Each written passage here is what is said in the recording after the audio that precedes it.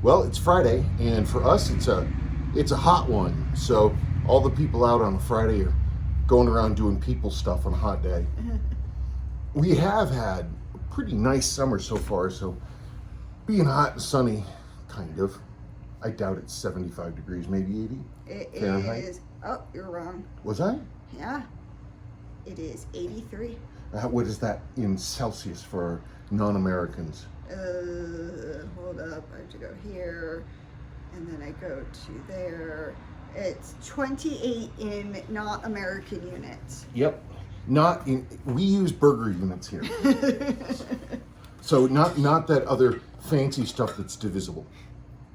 I mean, I always like to think that it's sort of quaint that we still do this old measurement stuff. Like the really old English currency pre-decimalization, sixpence, threepence. I don't know, life just isn't fun anymore, so you want to avoid the regimentation and sort of break out and be free. Oh yeah, because I think that's hard to do with metric. America, man, America. That's the thing. That's the thing, what the F is a meter.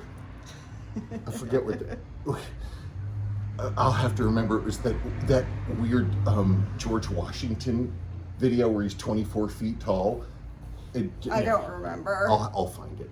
Okay. In any case, it is Friday. It is. And we got with us a hot dog. Arc. Seriously, I'm over summer. I know we've only had cumulative 2.5 or 3 weeks, but I hate being hot. Well, you can't help what you are. I don't know, that one, there was a night 3 weeks ago, it was crazy. There was no wind and the air was, no, there was a tiny breeze, but the air was no temperature. It was not a weird. temperature. You could, it was really odd. It was a strange experience, actually. It was kind of amazing. You could have stood there in your all together all night long at that temperature. And all together? You're all together, of course. I've never heard that phrase. In any case. What? I don't know. The problem is I don't know. I grew up with a different vocabulary because of the people who raised me. So, I don't know. It's just one of those things. If you spend too much time around old people, sometimes you can pick up their lingo. So, it's Friday. I guess wrist check. Right. Which I'm sure will have been awesome. Yep. Okay. Okay, so I'm still wearing my panda, so. I love that you love it. I really do. I really do. It's great because I've always felt guilty because they're so cool and I just don't ever keep them. I'm delighted that you love one. Well, it's because it has a cute name. It does. It does. And I like the fact that it's not silver and black. It's that dark, slate gray. Mm-hmm. It's a nice watch and it's very legible. It's very readable, which is cool. And I am wearing my 000. The bezel's cranked over because I was timing something. This is, for those of you who were curious about, this is a 1987 Rolex 168000. They were only made for a little bit in 1987 over into 1988. It was a transition because Rolex was going to a new movement and a new kind of steel 904 that was going to replace 316L. It's my understanding that was a little more hard or corrosion resistant. So this is this transition model in that it has the new case material, but it has the old 3035 movement, but it's also, let's talk about this. It's the first 6-digit sub. I don't care what anybody says. It says 168000 inside. It's a real model, so there you go. First 6-digit sub and last sub with tritium. The 16610 that came after this looked pretty much the same, but it had, regular superluminova and didn't have this tritium look. So it's cool. It's a funky piece. It's my understanding that these 000s may have the shortest production run of any Rolex model. I don't know if that's true. That's what I've heard. There it is. Before I forget, I was just reminded remember I did the video where I was scrolling through looking at the catalog? I was thinking about doing that again. I don't know if you wanted to sit through that with me and then we can talk together, or you can say, I want nothing to do with that. I don't know yet. Fair enough. Tell you what, when I do it, you can look over my shoulder. Okay. I have a ton of video ideas. The problem is I just never make them. I do write them down. I mean, if one accepts that we live in an existence that is only one of an uncountable number of realities, I'm sure that I've made those videos. They only exist here though in potentia, but they do exist. It's now we're gonna get philosophical. I don't feel like doing philosophy stuff right now. Yeah, it's too hot. Yes. And where's the breeze? There is none. I tell you, somebody screwed up. Right. I'm just saying. All right. Can I start? I guess. Okay, so from the last mail call, from Hawken Go 4117. Love your mail call video, Spencer. It's Sabrina. I love the 7549 7010 tunas. It's quite possibly my favorite watch of all. You asked for strap suggestions. I did. I've seen them look very nice on a mesh bracelet. However, I wear mine on original Seiko rubber, not silicone. Silicone? I don't. Silla something. I never. Silicaceous? I don't know. We had this conversation like years ago. I never know which one to say when. Anyway, rubber straps. The DAL 1BP works really well. It looks like the original strap. I also enjoy my tuna on a discontinued Seiko B22 strap. The dog just farted at me. I was scratching his butt and he farted. I just, and I was going to talk to you about something and then it hit me. You said B22. B is in boy.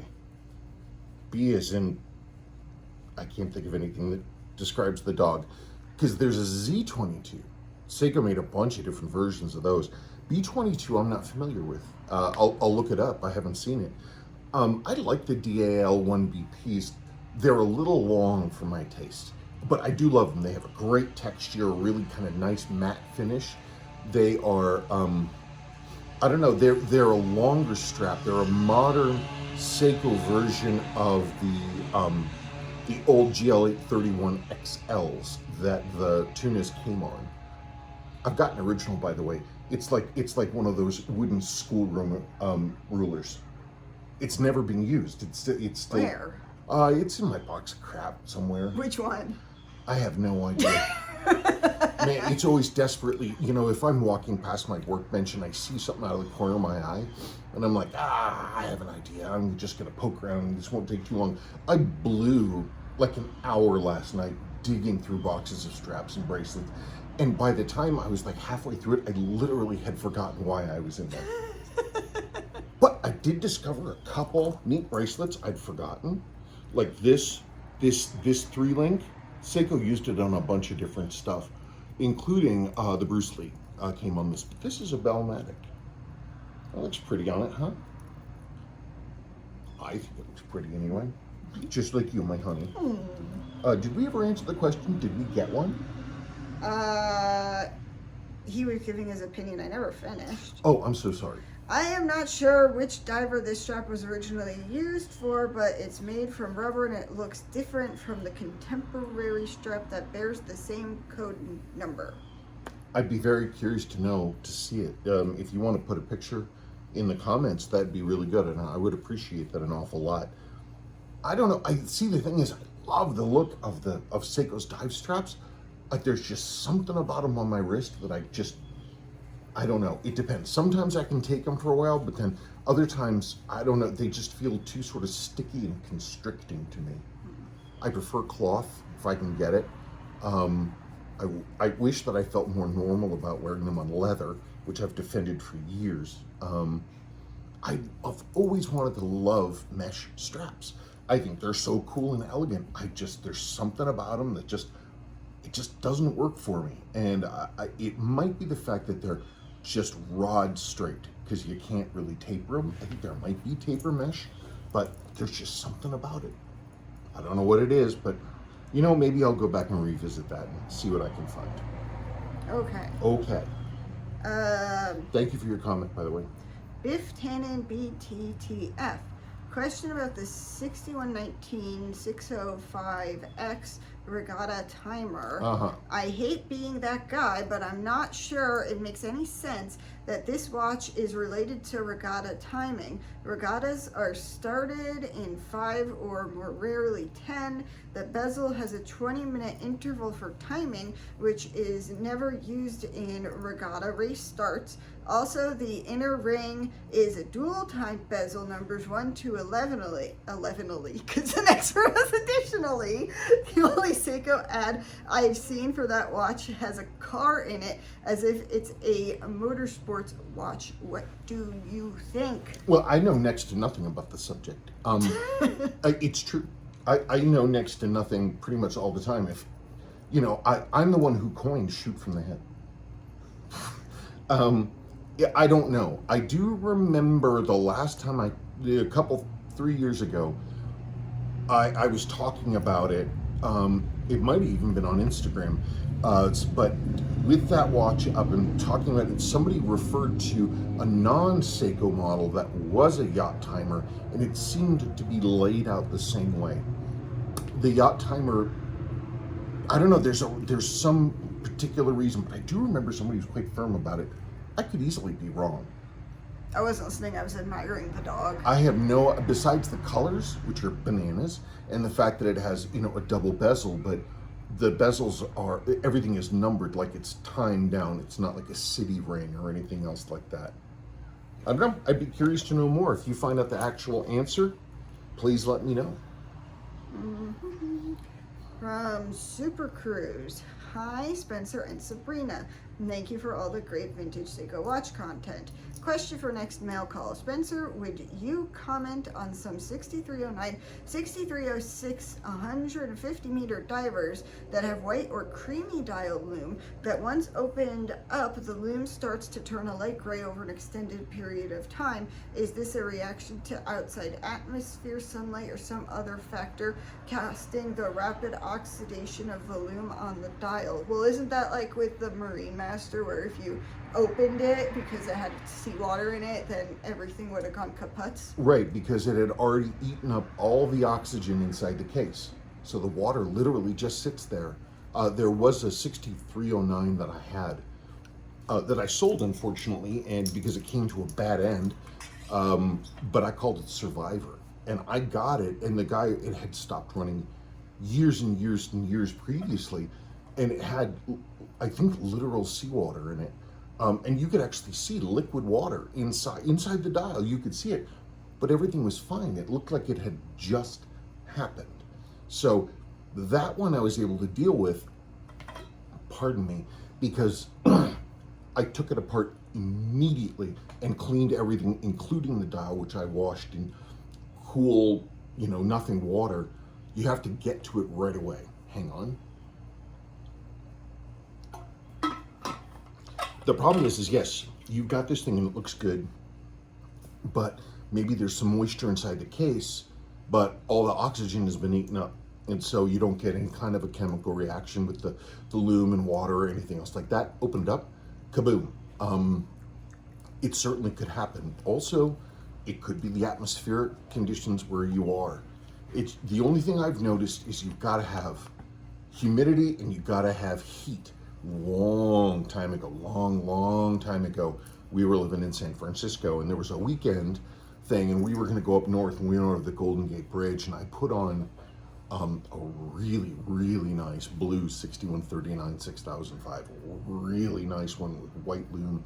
Now this is a long time ago, and I had not actually rebuilt it yet. It had original ancient old seals.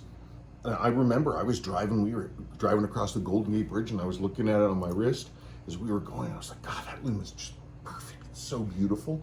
And then we hadn't even gone, I don't know, by the time we got to where we were going, I looked down and the lume was gray. Oh, I remember that. Yeah, it was crazy how fast it was. And all that I can think is I had no seals. It was pretty humid there, but also the watch was in the sun.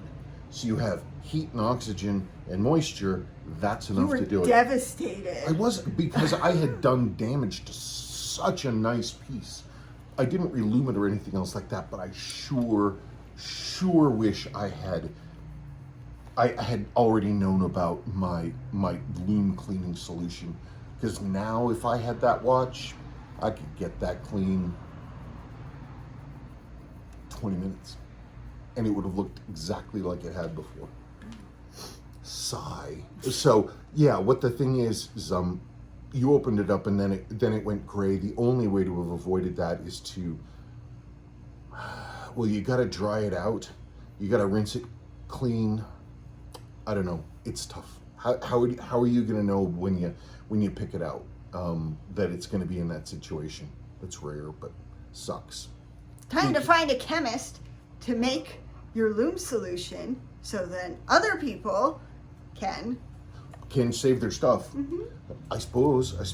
I mean, and the crazy thing is it works. Not in every situation, not in every, level of damage. If a hand loom is too far gone, it just, you can't lighten it to the point that it doesn't like start falling apart. It'll just start dustifying it. I actually just was working on trying to restore this watch, and the loom was gray, and so it's a little better now, but like I didn't want to push too hard to get that stuff clean, and there is actually damage to the hour hand loom from trying to push it, and it doesn't. So that's how this has got to stay. I don't know, it's tough. There's so many variables. No, that's why you find a chemist, and then they make a stable product, and then people might buy said product. Right. Well, I mean, that's true. You've got to have something that's reactive. Well, we're not going to tell people how to do it. Oh no, I understand that, but that people think that it's mold that gets in the black stuff. It's not mold. It's tarnish. So the thing is, though, is you have something reactive enough to bind with that tarnish and neutralize it. It's pretty chemically reactive stuff, and so you have to be extremely careful, very judicious as how you use it. Even now to this day, I'm like, and let me put it this way: if I'm not careful, like careful, that's when I make terrible mistakes. So I just wouldn't want somebody to fry their dial. I barely remember how to do it, and I make this stuff.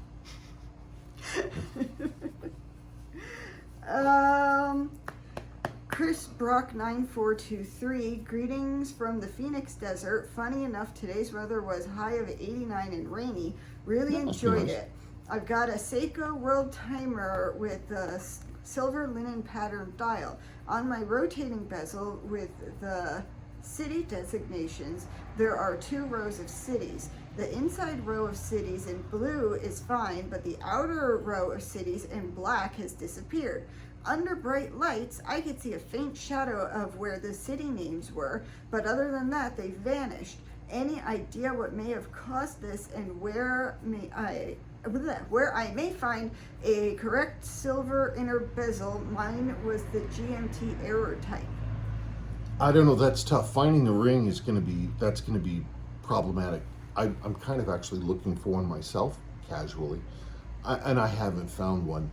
When I see damage like what you're talking about, the first thing that came to mind is that someone put a new crystal into it and really honked on the crystal press, and it was perhaps an incorrect crystal, or they were doing what you shouldn't do. When you put in one of those crystals, you don't go top down like this. You want to make sure that the chapter rings and everything, the rotating rings, are where they need to be. I put those together upside down.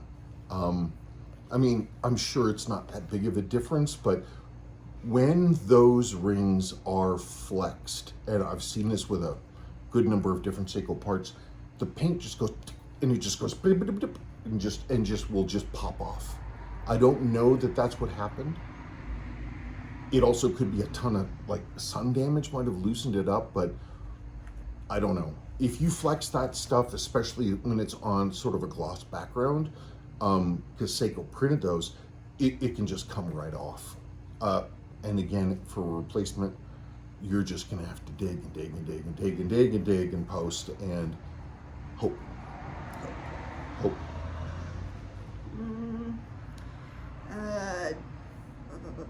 Joseph Stewart 4440. Hey S&S. Question for next mail call. I just recently acquired an original case dial and hands for a Seiko 6105-8110. I am so excited to turn these parts into a daily wearer, since it has already been bastardized by its other parts being sold separately. I am not too worried about making this an all original spec 6105. Spencer, I know you had your partscaster Frankencline 6105. Yeah. That will be the inspiration for this build. Cool. I need to get a bezel, insert, crown, and movement to get this thing up and running. I know the 6306, 6309, and 6319 movements will drop in. Do you have others I should look out for before I carry on? Yeah, well, okay, why don't you mark, that's a good idea. Yes. Any of the 6000 series will drop in, but caveat, you've got to, wait, what is it? Oh, I can never remember. I always get it, one is backwards than the other. You can't use the original, you can't use the 6105 dial ring. You've got to use the 6309 one, I think, but it might be the other direction. Really, seriously, I'm so sorry. The way you test that, which is what I learned after heartbreak, the way you test that is you get your movement and you have your two rings, your 6105 dial ring and your 6309 dial ring. Put the dial ring in there on the movement, put the movement inside the case and look to see if the crown tube hole, if you can actually see the port for the stem right there. Because one of the two, you'll look in and it'll be like that, or actually it might be too high, and so the stem won't go in. Whatever, it's one of those things. That's the first consideration. So you can't, that's the way it has to be, and it has to be a 6309. You have to get a straight 6309 stem to replace the 6105 one. It's a tap 10, if I remember correctly. For the parts, rotating ring is going to be your biggest issue. Ironically and weirdly, it's probably easier to get the insert than it is to get the ring. I have a ring, but some genius decided they didn't like the insert. So they took the insert out and then ground down the insert holding ring. So I have a rotating ring and it rotates, but there's no ring, there's no insert in it, and there never will be. I'm trying to remember it. It's, do I have one? There's anything? Well, I mean, this is obviously, this literally, crazily enough, this is a thin, this Pepsi, it's a thin insert. You could put this in a 6105 rotating ring. Yeah, that's going to be tough. Crystal's no problem. Movement, yeah, you can't use the 6119. You can't use 6106 because they're pushed to quick set. You've got to pull to quick set. You can also, by the way, use a 6349. Those are the ones, they are like super jeweled. They were for like the Middle East markets. Sadly, most of them tended to have been beaten to death. They are nice movements. They even have upper jeweled mainspring arbor port. Okay. I can't remember if they have the lower one jeweled too. Can I go? Oh, sure, go for it. Okay. Also, what are your opinions of the aftermarket replacement crowns for these? Problem with those, as far as I know, I haven't heard anything different. Problem with those is that externally they look, frankly, they look perfect. They look great. The ones that I've seen, though, they're too shallow internally, and so in order to get them to work, you have to you have to shorten the crown tube, which frankly is something I'm just not a fan of because there's no way to undo that. Now that may be old information. Maybe they've gotten better and they're okay. I will tell you, externally, they looked good. They really did. I have unrestored used 6105 crowns So, it's possible that I could, write me, maybe we can come up with something. And I think you also, I don't know if you had the crystal retaining ring. If you have the crystal retaining ring, if you've lost that, that's not a real big deal. It's exactly the same as a 6309 7049 crystal retaining ring. So you should be able to get it. I think they even make new ones. Hello? Where were we? In the garage. Whoa. Okay. And is there any aftermarket bezels for these on the market? Or is there another original bezel from another Seiko model that I should be on the lookout for? There aren't many that snap over. There is a rally diver rotating ring that does fit. Not all of them, because they have different ones. Some were smooth turning and some were clickies. You have to get a smooth turning one. It's a different knurling. It has that sort of checked rally finish, but it will work. But it's smooth, so I don't know, you're not going to get clicking. You're just not. I don't know if somebody's making a complete rotating ring. I'm kind of amazed that nobody has not done so. I mean, they'd be able to do it. I mean, darn, if they did it, there's got to be some reason that nobody's done it. What? Rocket, don't. Rocket! Would you get away from that thing? Oh God, now it's looping on him. Well, I don't know. Why won't it leave? Because Tom's bees hate us. No, but I don't understand. It's had front door and back door arc open 100%. Why is it in here? Maybe one of them remembered that Sebastian walked up to the neighbor's honeybees. He didn't do anything. He just was looking at it. And he had like one stuck in his hair. He got stung on his ear. He had the stung, I think, on his arms. And then they just kept coming in here like for a week. What I should do is we should get some like badminton racket. Did you guys see that one? Badminton thing. Whap! I think that's a good way to, what? Well, it's just like, I'm really bothered by illogical behavior. But it's a bee! But it's just stupid. That's just stupid. Oh, Why is it in here? I don't know. Some smells good? I mean, it's just, there's a reason why bees aren't in charge of the, world government. Because they make stupid decisions like that. You're not going to get anywhere by buzzing around somebody's garage looking for something. To torment the dog. Poor dog. He already doesn't like flying insects. It's true. Lastly, is the insert the same as the 6309754 Ace 8? Yes and no. I have a video talking about the difference of those inserts. The 6105 inserts were thinner this way. And the 6309 ones are slightly thicker, but they had so many of those thinner ones, I'm assuming, that they made a special part, a shim, to go underneath it so that the 6105 inserts would work in the 6309. So like, wherever it is, that's what this one had. I mean, I can't really show you, but that insert underneath it has that metal, almost like a spring metal shim in it. So, I mean, this insert I could put in a 6105. But so that's the thing. Any of us 6309s that have the shim and are thinner, I should have those measurements memorized, but I don't. You can pop them. But if it's thicker one, no sir. PS on the Pulsar Y514 6009, I was given a complete case dial hand crown for one of these not so long ago. It is such a robust, hefty watch. Maybe this will be the next project. The next project of mine? I don't know.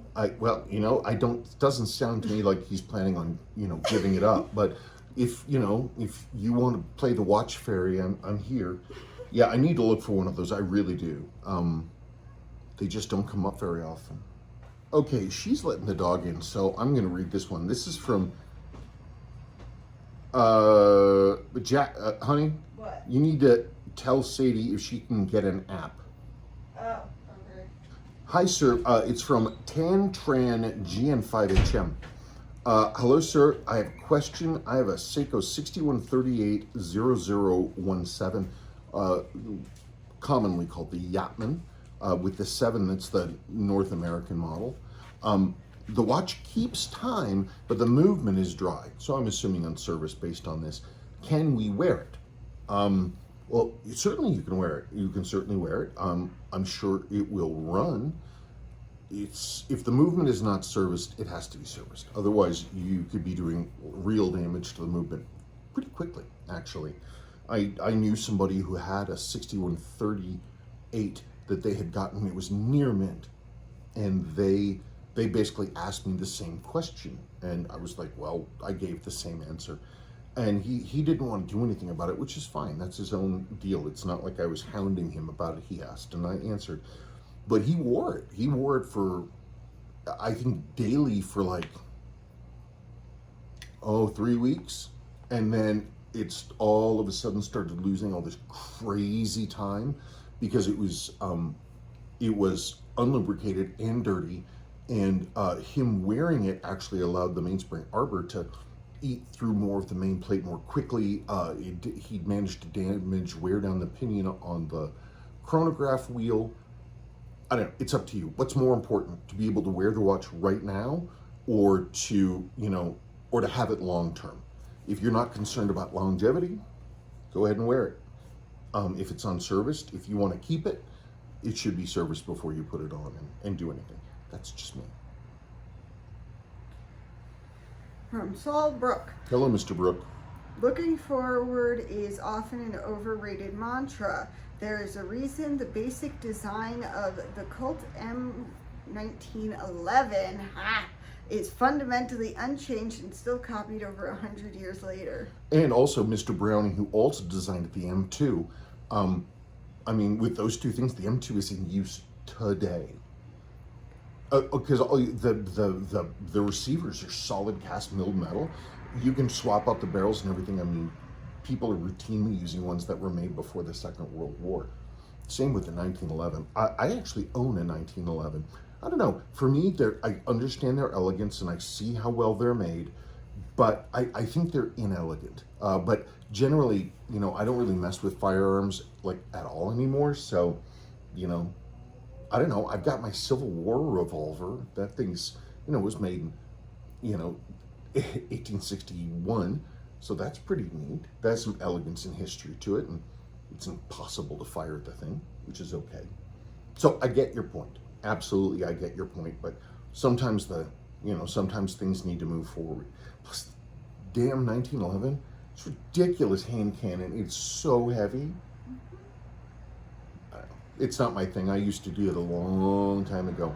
I don't like explosions. I don't like loud noises. I don't like things near my hands. Oh, yes. Yeah, that's fast-moving machinery like that. Okay, Oyster3694, hey SNS, as always, love the show. Thank you. Question, after removing the crown on my 7002, 7000J, somehow the little release tab retracted. Now the crown will not go back into position. Is there a kind of simple way to get it back out to the release position? Okay, so based upon my understanding, you've got this, jeez. Okay, so you've got, with a 7000 series, when you pull the crown, you have this little tab that pops out right there. These are all, don't worry, these are all unclean movements. I'm not making anything any worse. So you can see it there, and that pops up, and what that does is it releases the stem. And you can see there's that right there. So hang on just one second for me. Okay, so we have got it so that the stem and everything is in, I believe, the same condition as yours. So it's in, that means that the setting lever is in the wrong place. See, this is not as easy to do. Okay, that just popped in place. Let's try that with a complete movement. So it might be you just push the darn thing in. So we've got Here we have, same deal. This is a complete, oh, it was a generic movement that Seiko sold. Oh, it's a nice shape though. 7,005. Okay, so here's the deal. Let's try this again. Wait, is this a 7,000? Okay, there's our little tab. It went click. It is now in. So we are going to go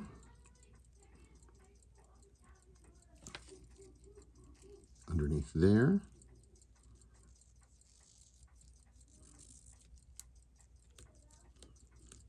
Well, I think that experiment shows that all you need to do is to pretty much just put it in. There shouldn't be anything special. For the 6000 series watches, there's some, when those get jammed up, there's some weird tricks that you have to take to get them back to where they were supposed to be. But one of the things that Dyne excels in is simplicity. Also a lot of stamped parts. But they were going to be, I'm sure, less expensive to make. So that looks pretty straightforward and pretty simple. Kaboom, kaboom, push it in, and baby, you got a stew going. Okay. I started downloading your back episodes of Mail Call. Oh my God, you're downloading them? I'm on about number 35. Love it. Do you love him before the beard? Oh my God, those are the really early ones. And I imagine they have to be 100% fact-free, but really, really high on the opinion mark. I don't know. I didn't know what I was doing. But I don't know what I'm doing now either. Hey, I got to straighten the dial out on this thing. I think the dial feet are cranked over. Man, I was putting this watch together at like, dude, it was like 12:20. I'm like, I'm going to finish that 6309 729A. And I did, but man, I should have adjusted the dial feet. That's weird.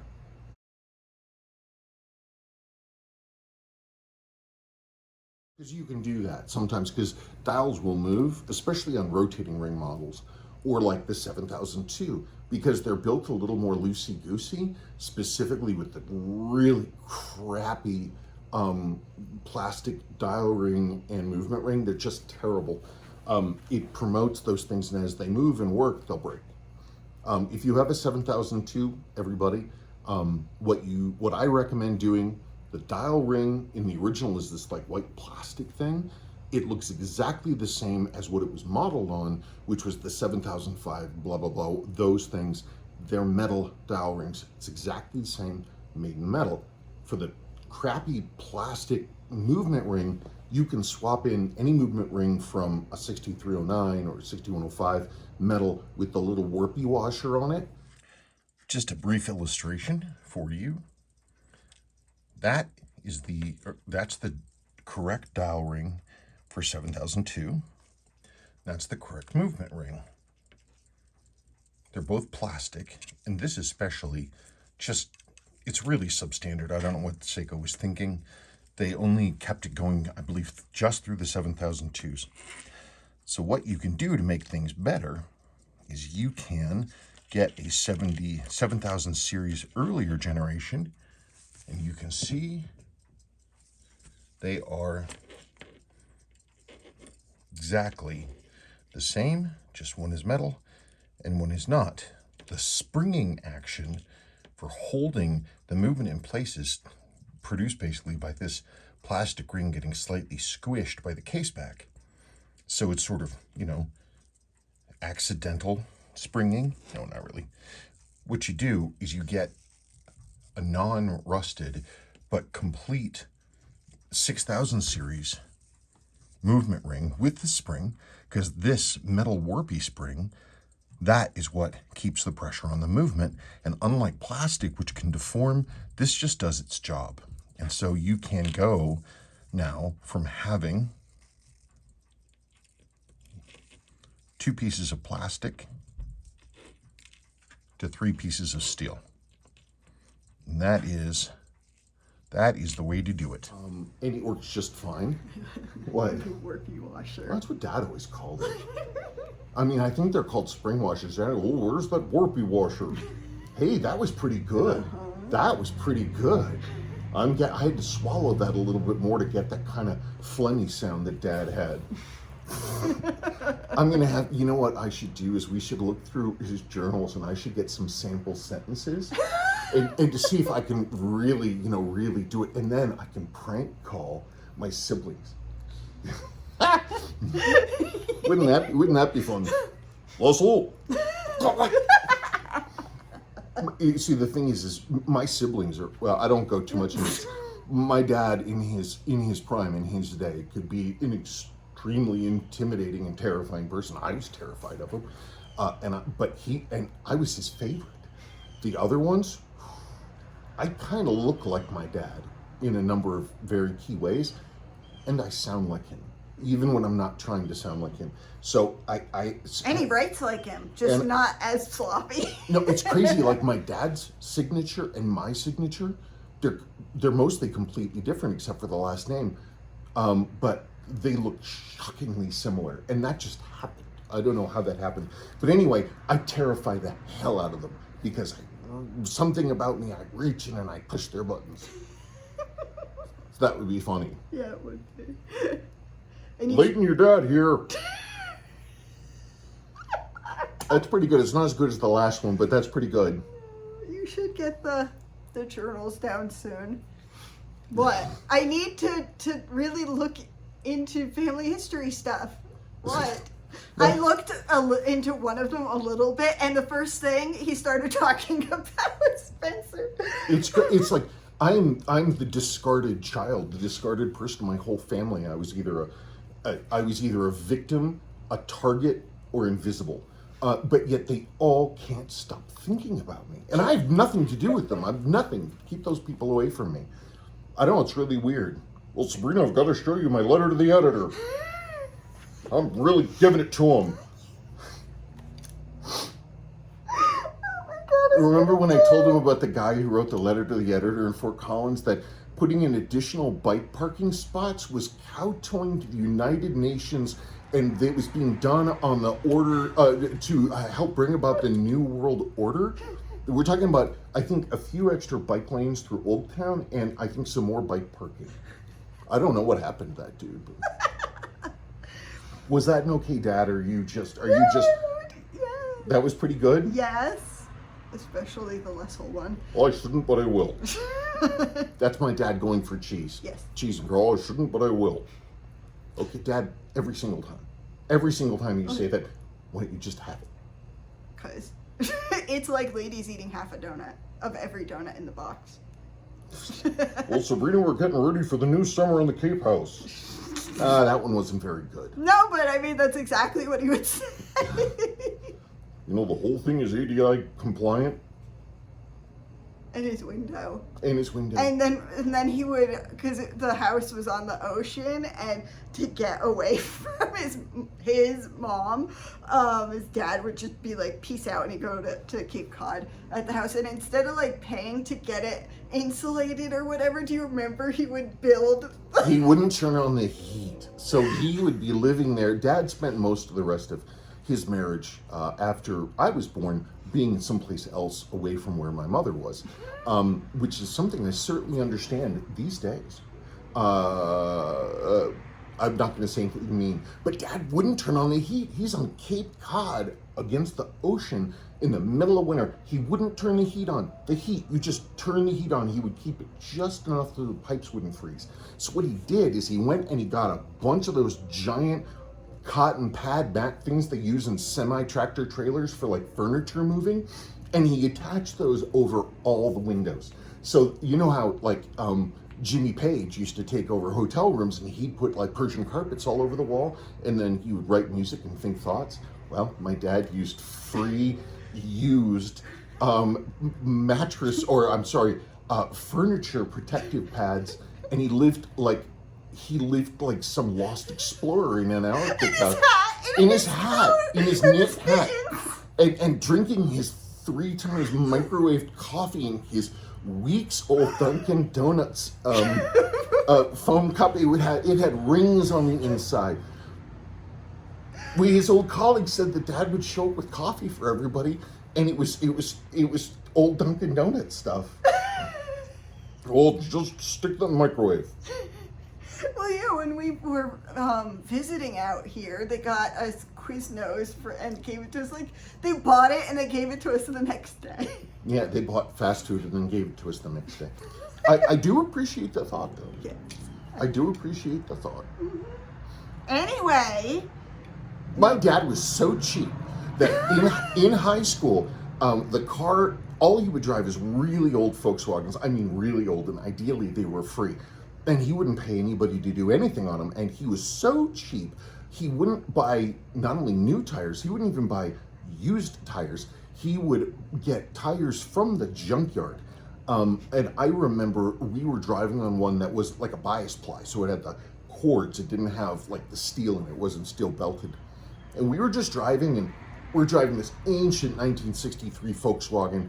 It's got rusty floors and all this stuff, and we're driving on junkyard tires. And Dad, who's always safety first, we're driving, and I hear this loud hissing. And so we stop because the tire goes flat. Oh, that sucks, right? Must be an air leak. I go out. The tire had no tread. It had actually worn all the way through the cording until it just wore a hole inside the tire through what used to be the tread, and it just deflated. That was my dad. Oh, tell them about the gas tanks in the Good Times van. Yeah, so in the 70s, Dad grew up in this thing where you're always going on road trips all the time. You know, you pack the family into your station wagon, or pardon me. Every summer, pack your family into the vehicle, off you go. For those of you who aren't American and have never been here, the United States of America is big. It's big, big, big. But thanks to the insanely wasteful love of car culture and our superhighway system, people could drive anywhere and everywhere. So we used to drive back east every single summer. Dad, this was during the gas crisis. And I remember Dad went and he bought a used 1978 Ford Econoline van, the short one, with the double open doors like this. But shag carpeting. Right. But he was crazy about what he paid for gas. I mean, he would measure it. He would drive across town for a penny off. I mean, he really would. He didn't trust the odometer. So he would go and he would do the math. He would track every tank of gas, how many miles they got. And he was averaging out with the math every single day. So what he did, he didn't like stopping for gas because it wasted time. Even if people needed to go to the bathroom or wanted to go to sleep. And so he didn't want to stop, and he wanted to be able to fill up completely if he found a cheap gas place. So he installed 2 extra gas tanks in the Ford Econoline van. And what he did, so you could switch from one tank to another, is he put a petcock lever down by the seat. So you're driving on the highway, and the van starts going, it runs out of gas, and you're doing 65 miles an hour. You lean over and you crank it to the middle position, and you got a whole other tank of gas there, Spanky. And you can keep going. Dad drove 740 miles uninterrupted. We went from Kansas City, Missouri to somewhere in Virginia, and the next morning we were in Washington, D.C. It got to the point that Mom was just crying. And when we finally stopped, he just pulled off into a parking lot, and we all just slept right there. Yeah, Mom was crying. She just wanted to go to a hotel, and Dad just wouldn't do. You know what? I bet he was angry. I bet he didn't want to go back there. He didn't want to go back east. So everybody had to suffer. No, he was probably sticking it to my mom, but not in a good way. Yikes. Anyway, I mean, remember, this is the man who Mom's big present on Christmas that one year. She opened it up. She was all excited because it was big and heavy. It was a generator for his Jaguar. Well, Sandra, you're going to be in the car. She was so angry. I still see the look in her face. I never realized my parents didn't get along until pretty latterly in his life when he was going to be buried in South Dakota. I was like, Mom was like, I'm not. I'm like, you guys aren't going to be buried in the same place? And I was like, maybe they've got problems. They weren't married. What are you going to do? I mean, they were married. They never cheated. Well, Dad never cheated on my mom. Anyway. Spencer, the young freshman girls you hear is just enough to make a grown man cry. This is before. It was like, yeah, Dad, I know, because I was going to university. They've got bumps in all the right places. What? I can't imagine him saying that. But he did. He said it more than once. He said it more than once. More than once. Well, not around me. Well, you know, he loved you. Okay, so now I think we should get back to it. Sure. Why don't I do this?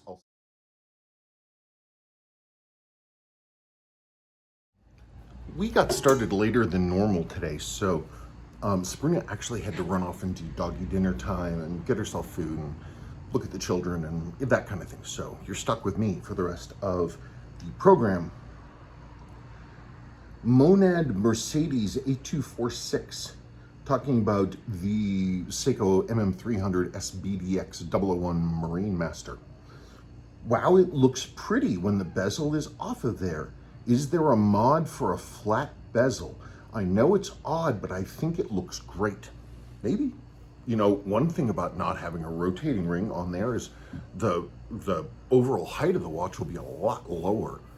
Because, I mean, it's like the watch is actually almost sort of a normal thickness. That rotating ring is like, boop, it's high. So if you had a lower profile rotating ring, or I guess a snap-on bezel, I don't know if one exists. I'd be curious, does anybody know? Is there a flat mod piece to put a bezel on a Marine Master to replace the rotating ring? I wonder if there's a rotating ring to replace the rotating ring that is lower profile. I'll have to think on that. I'll have to think on it. Sorry, it's a beautiful summer evening now because the sun has just gone down. Everybody's like, all the families are, you know, bicycling and all that stuff. So it's one of those nice nights. Anyway, so here we go. Here's our next one. The video is for TW, your father's Seiko 6309 7049. That is from, this one is from Watch Hunter. The cover of my Lume pip is broken in half and one piece is missing. Is there any way to fix that? The Lume pip itself is completely fine. Okay, I wanna understand what I'm talking about. So the way, okay, here, there's the plastic. Imagine that the crystal here, darn it. Okay, imagine that the crystal here, that's the Lume pip. See, okay, see the Lume pip right there in the top? You peoples of Earth. So the way that's constructed is it's sort of a sandwich. You have the clear bit, which is stepped actually kind of like this. This is the upside, the top of it. And it's got a two diameter, basically sort of, you know, pit port thingy, recess, that it goes clunk and it pops right into and it stays there and it's being held in by this ridge. And then Lume is applied to the back. So I need to, let's pretend the dial is the Lume and there's all this stuff. Is the crystal broken or is the dial broken? In terms of, is the plastic pip broken or is the Lume broken? That's what I need to know. If the Lume is messed up, you just need to, you know, relume it, or you just clear coat it underneath and leave it because it's the history. If the clear pip is broken, but the Lume is intact, that's pretty wild. I've never seen anything like that. I'm not saying it didn't happen. I'm just like, that's a crazy one. If I had to do that, if I had to repair that, let's say for argument, besides the fact that half of it is missing, the clear pip itself is fine. Like if we cracked this crystal in half and took it away, right? But the Lume was in good shape.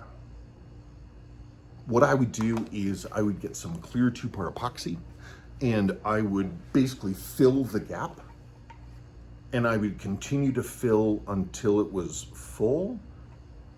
The problem is you're still going to get some warpage and variation from filling with the liquid. You can try to get it flat by working it over, but then you start to get these sort of ripple look in the rest of the pip. Pardon me. I have a drinking problem. Okay, we got our next question is on, ooh, this works. Next question is on, it's on Rolex versus Seiko head to head. Taking any work? I have 2 Seikos I'd like to get serviced. That's from Jeremy Corral. I'm sorry if I mispronounced that. I'm taking jobs very slowly. I only keep a few jobs in house at any time. There's a lot to do here, and there's only a couple pairs of hands to do it. So I do take watch jobs. What you need to do is, if you care to, just go to kleinvintagewatch.com and you go to servicing. And if we have servicing slots as a line item, it's a purchasable item. And the price for that goes towards the restoration. It is non-refundable. But if one's for sale, you buy the slot, you pay your money, and then you're in an extremely short line for me to do the work. I only keep maybe 4 or 5 jobs here. I actually want to make it less. I'd like to make turnarounds better, and that's probably one of the ways I could probably start doing it. But anyway, you go there, and if it's sold out, you can then add you can click to be notified when a new slot comes up. So we put a new slot up when I decide I need more work in here, and a notification is sent to everybody who's on that list, and it's first come first serve. So it's the only way I can think to kind of make it fair. Everybody's notified at the exact same time. It doesn't account for time zone, and I apologize, but it is what it is, so sorry about that. But that's how you do it. That's how it's going.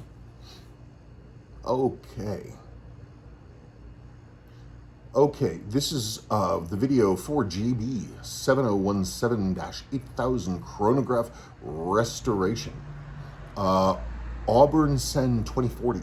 Hi, any alternative component you could suggest for a 7017 rotor? I looked this up because I didn't want to guess. The only ones that are compatible are from Seiko 7015, 7016, 17017, obviously, which is what you've got. The correct part number is 509007. That's 509007. Oscillating weight with ball bearing. Yep, 7015A, 70. Oh, this is why we check our sources. I'm trying to remind my memory, and my memory is not what it used to be. Seiko 7015, 7017, 7018. So 15, 17, and 18, not 16. Usually when they had those changes on those pieces, it was to the profile of the weight and the under profile of it. If a movement had, slightly different height or something else like this, or the case back was lower, that's when they would go and do that. So let me go back to this now. Okay, Biff Cannon B TTE. This is about the Seiko 51268080, the other poor man's 62 MAS. I thought these sold for much more than 500. They're quite rare and always seem to be listed for over 1,000. That's wild, really? I found one a while back, and I was like, that's interesting. I'm gonna start thinking about that. I don't remember. I might have actually been looking through an old catalog. I thought about buying it, and I was and it wasn't that expensive. I was like, okay, whatever. And then I forgot about it completely. And then I saw it in some catalog again, I guess, and I was like, oh, right, I was interested in one of those. And I went online, and I found one in Yahoo, Japan for 300 something. But the fact that I found 2 so quickly, I assumed they were not rare. I'd be curious to know how many of them were made and if they're rare or not. They are super cool. For those of you just tuning in, that particular model, 5126 8080, is the dial blank. It was made, the dial was made by Dynie. It's a Dynie product, but Dynie also made the 62 MAS dials.